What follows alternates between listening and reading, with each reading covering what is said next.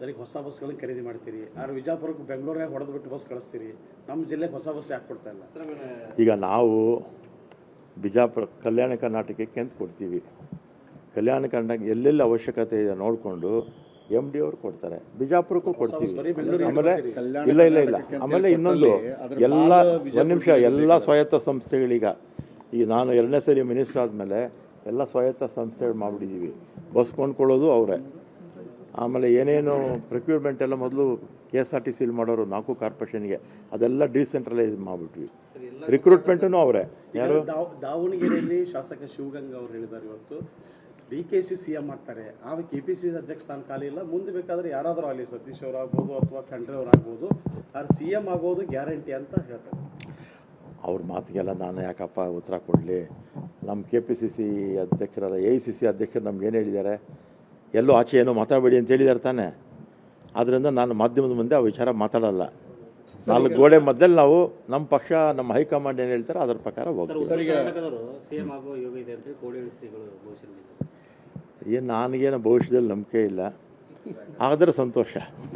Sir, ಈಗ diesel ಬೆಲೆ ಆಗಿದೆ, ಅದರ ಹಿನ್ನೆಲೆಯಲ್ಲಿ ಮತ್ತೆ ಬಸ್ ದರ ಏರಿಕೆ ಮಾಡೋದು ಏನಾದರೂ ಚಾನ್ಸಸ್ ಇಲ್ಲ, ಮಾಡಲ್ಲ.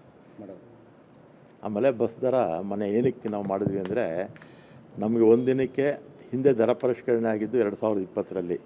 ಆಗ ಒಂದಿನಕ್ಕೆ 9.25 ಕೋಟಿ ನಮಗೆ ಡೀಸೆಲ್ ಖರ್ಚಾಗ್ತಿತ್ತು ಒಂದಿನಕ್ಕೆ. ಅದು 4 ಕೋಟಿ ಜಾಸ್ತಿ ಆಗಿತ್ತು, ಅಂದರೆ ಹತ್ತಿರ 13 ಕೋಟಿ ಆಗಿತ್ತು. ಆಮೇಲೆ 6 ಕೋಟಿ ಪ್ರತಿದಿನ ಸ್ಯಾಲ್ರೀಸು 6 ಕೋಟಿ ಬೇಕಾಗ್ತಿತ್ತು. 6 ಕೋಟಿ ಇದ್ದಿದ್ದು 12 ಕೋಟಿ ಆಯಿತು. ಅಂದರೆ ಒಂದಿನಕ್ಕೆ 9.25 ಕೋಟಿ ಖರ್ಚು ಜಾಸ್ತಿ ಆಗಿತ್ತು, ಹಿಂದಿನ ದರ ಪರಿಷ್ಕರಣೆಗೂ ಮೊನ್ನೆ ನಾವು ಮಾಡಿದ್ದಕ್ಕೂ. ಅದರಿಂದ ಅನಿವಾರ್ಯವಾಗಿ ನಾವು ಮಾಡಿದ್ವಿ ಅಷ್ಟೇ. ಈಗೇನಿಲ್ಲ ಸರ್ ಅಂತ ಪ್ರಸ್ತಾವನೆ? ಇಲ್ಲ. ನೆನ್ನೆ ಇತ್ತು ಮೀಟಿಂಗ್. ನೆನ್ನೆ ಅಂದರೆ 5ನೇ ತಾರೀಕು ಮೀಟಿಂಗ್ ಇತ್ತು. ಮುಖ್ಯಮಂತ್ರಿಗಳು ಬರೋ ತಡ ಆಯ್ತಲ್ಲ ದೆಹಲಿಯಿಂದ, ಆದ್ದರಿಂದ 10ಕ್ಕೆ ಅಂತ ಹೇಳಿದೆ. 10ಕ್ಕೆ ರಜಾ ಇದೆ, 11ಕ್ಕೆ ಅಥವಾ 12 ಮಾಡ್ತಾರೆ.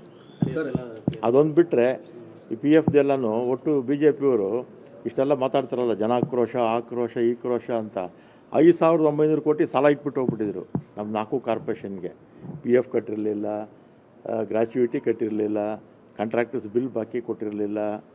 ಆಮೇಲೆ ಇದು 38 ತಿಂಗಳು 2020ರಲ್ಲಿ ವೇತನ ಪರಿಷ್ಕರಣೆ ಆಗಬೇಕಾಯಿತು, 23ರಲ್ಲಿ ಮಾಡಿದ್ರು. 30 ತಿಂಗಳಾದಮೇಲೆ ಎಷ್ಟು 38 ತಿಂಗಳಾದಮೇಲೆ ವೇತನ ಪರಿಷ್ಕರಣೆ ಮಾಡಿ ಬಡ್ಜೆಟಲ್ಲಿ ಒಂದು ಪೈಸಾನೂ ಇಟ್ಟಿರಲಿಲ್ಲ. ಅವರು 5,900 ಕೋಟಿ ಸಾಲ ಇಟ್ಟಿದ್ದರಿಂದ ಇವತ್ತು ನಾವು ಸಮಸ್ಯೆಗಳಾಗಿತ್ತು ಅಷ್ಟೇ. ವಿಜಯಪುರ ಜಿಲ್ಲೆಗೆ ಪ್ರಶಸ್ತಿ ಪಡ್ಕೊಂಡಿದೆ, ಇದು ಇನ್ನೂ ಸ್ವಲ್ಪ ಚೆನ್ನಾಗಿ ಮಾಡೋದಕ್ಕೆ ಅವರಿಗೆ ಒಂದಷ್ಟು ಅನುದಾನಗಳು, ಹೆಚ್ಚಿನ ಅನುದಾನ. ಹಿಂದೆ ನಾನು 2013ರಿಂದ 2017ರವರೆಗೂ ಇದೇ ಇಲಾಖೆ ಮಿನಿಸ್ಟರ್ ಇದ್ದಾಗ ಹೈಯೆಸ್ಟ್ ಬಸ್ ಸ್ಟ್ಯಾಂಡ್ಗಳು ಅವು ನಾನೇ ಕೊಟ್ಟಿದ್ದು.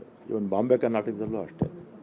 ಈಗಲೂ ಕೊಡ್ತೀವಿ ಬಿಡಿ, ಈಗ ಮತ್ತೆ 700-800 ಬಸ್ ಆ್ಯಡ್ ಮಾಡ್ತೀವಿ. ಸರ್, ಈಗ ಹೊಸ ಬಸ್ಗಳು ಕೊಡ್ತೇನೆ ಅಂತ 40 ಬಸ್ಗಳನ್ನ MB ಪಾಟೀಲರು ಹೋಮ್ ಮಿನಿಸ್ಟರ್ ಆದಾಗ ಉದ್ಘಾಟನೆ ಮಾಡಿದ್ರು ವಿಜಯಪುರದಲ್ಲಿ.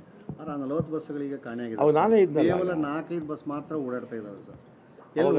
ನಗರ ಸಾರಿಗೆ ಹ್ಞೂ ಸರ್, ನಾನೇ ಪ್ರಾರಂಭ ಮಾಡಿ, ನಾನು ಬಂದಿದ್ದಲ್ಲ. ಅದೇ ಸರ್ ಮಾಡಿ. ಈಗ ಅವೇ 40 ಬಸ್ಗಳಲ್ಲಿ ಇರೋದು ಬರೀ ಕೇವಲ 4-5 ಬಸ್ ಅಷ್ಟೇ ಕಾಣಿಸ್ತಾ ಇದೆ ಸರ್ ಸಿಟಿಲಿ.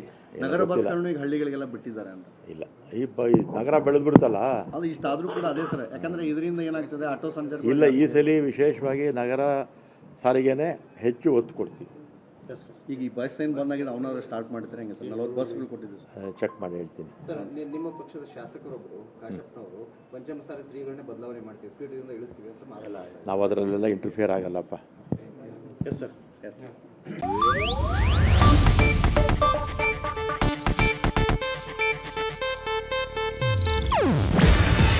ಇದು ಏಷ್ಯಾನೆಟ್ ನ್ಯೂಸ್ ನೆಟ್ವರ್ಕ್ ಪ್ರಸ್ತುತಿ. ನೀವು ನೋಡ್ತಿದ್ದೀರಾ ಏಷ್ಯಾನೆಟ್ ಸುವರ್ಣ ನ್ಯೂಸ್.